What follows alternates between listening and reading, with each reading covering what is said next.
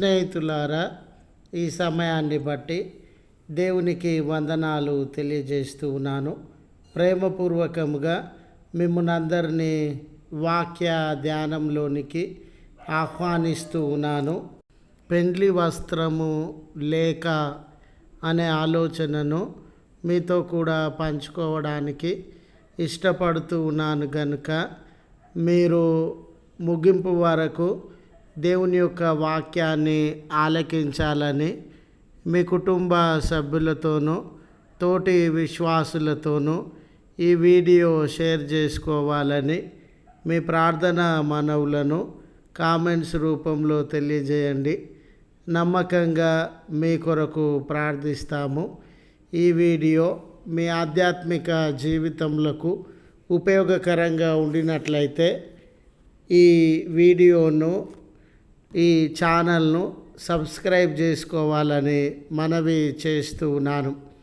లేఖనము మత్తయి సువార్త 22వ అధ్యాయము 12వ వచనము.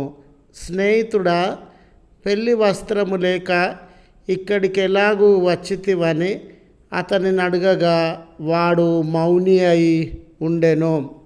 స్నేహితులారా, ఆయా పార్టీలకు, పెళ్ళిళ్ళకు మనము వెళ్ళినప్పుడు కొన్ని చోట్ల డ్రెస్ కోడ్ ఉండడాన్ని మనం గమనిస్తాం.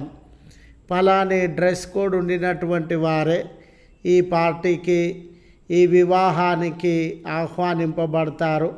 ఆ డ్రెస్ కోడ్ లేని వారు ఈ పార్టీలోనికి అనుమతించబడరు అనే ఆలోచనను నేటి దినాలలో మనం అక్కడక్కడ గమనించేటటువంటి వారంగా ఉంటాం.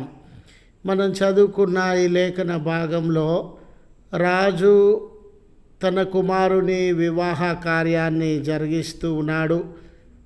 ఆ వివాహ కార్యానికి వచ్చేవారికి అప్పటి దినాలలో సంపన్న కుటుంబంలో వారు, ధనికులు పైన వేసుకోవడానికి పెళ్లి వస్త్రములను పైబట్టలాగా అందించేటటువంటి వారుగా ఉన్నారు. ఆ పెళ్లి వస్త్రము ధరించుకున్న వ్యక్తులను ఆ విందులో వారు గౌరవిస్తూ ఆహ్వానించేటటువంటి వారు. అయితే చదవబడిన ఈ లేఖన భాగంలో మనమేమి గమనిస్తూ ఉన్నామనంటే, అందరూ పెళ్లి వస్త్రములను వేసుకొని కనబడుతూ ఉన్నారు. అయితే ఒక్క వ్యక్తి పెళ్లి వస్త్రములను వేసుకొనలేదు. ఆ పెళ్లి వస్త్రములను ధరించుకున్నటువంటి వ్యక్తిని ఆ రాజుగారు గమనించినాడు. ఆ పెళ్లి వస్త్రములు లేని వ్యక్తి జీవితంలో సిద్ధపాటు అతనిలో లేదండి. అలాగుననే పరిశుద్ధత అనేది అతని జీవితంలో లేదు. ఎందుకనంటే ఆ మురికి వస్త్రములతోనే, పాత వస్త్రములతోనే, శుభ్రత లేని వస్త్రములతోనే అతడు వచ్చి ఉన్నాడు కనుక పరిశుద్ధత లేనటువంటి జీవితానికి అతడు గుర్తుగా ఉన్నాడు. అతడు బహుశా ఏదో ఒక రీతిగా పెళ్లి విందులో ఉంటానులే అనుకొని ఏ రకమైన ఆలోచన లేకుండా అతడు ఆ పెళ్లి విందులోనికి వచ్చి ఉన్నాడు. అయితే మొదట రాజుగారు ఆ వ్యక్తిని చూసి స్నేహితుడా అని పిలుస్తూ ఉన్నాడు.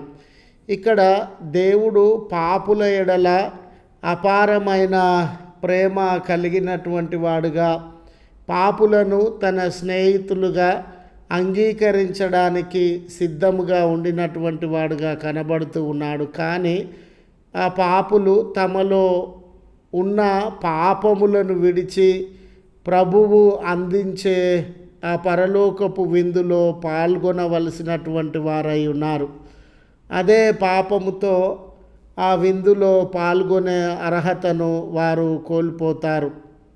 ఎందుకు నీవు పెళ్లి వస్త్రములు ధరించుకోలేదు అని రాజుగారు అడిగినప్పుడు ఆ దాసుడు లేక పిలువబడినటువంటి వ్యక్తి మౌనిగా ఉండినాడు. అంటే ఆన్సర్ ఇవ్వడం లేదు కాబట్టి అతడు ఒక దొంగ మాదిరిగానే, దొంగ త్రోవలోనే ఆ విందులోనికి వచ్చి ఉన్నాడు.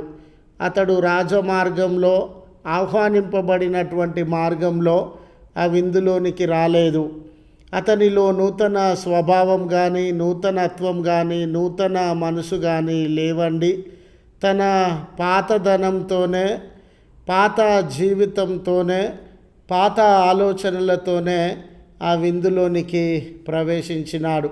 స్నేహితులారా, మనం కూడా ప్రభువు మనలను పిలిచినప్పుడు ఆ పరలోక భాగ్యంలో పాలు పంపులు పొందే అవకాశాన్ని మనకు అనుగ్రహిస్తూ ఉన్నప్పుడు మనము మన పాత జీవితాన్ని, పాత ఆలోచనను, పాత సంబంధమైనటువంటి బ్రతుకులను విడిచి ఆయన యుద్ధకు వచ్చే వారముగా, అంటే నూతన పరచబడిన వ్యక్తులంగా వచ్చే వారంగా ఉన్నామా, పాపులుగానే ఆయన యుద్ధకు వచ్చి తిరస్కరింపబడుచు ఉన్నామా అని మనల్ని మనము జ్ఞాపకము చేసుకొని ఆయన నూతన ధనంతో ప్రభువును సమీపించాలని గుర్తు చేస్తూ ఈ మాటలను ముగిస్తూ ఉన్నాను.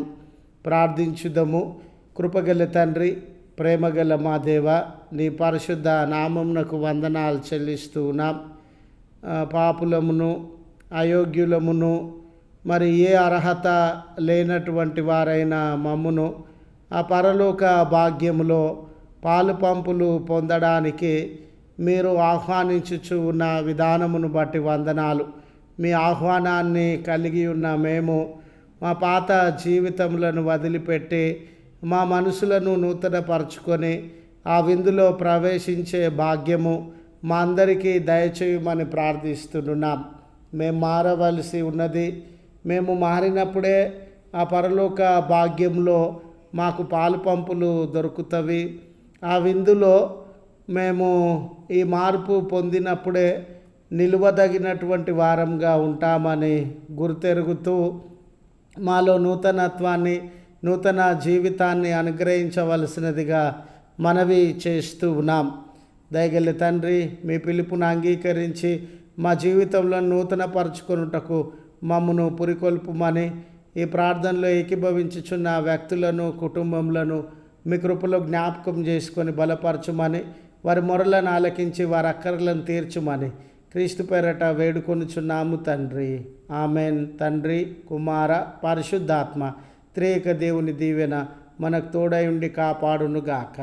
ఆమెన్.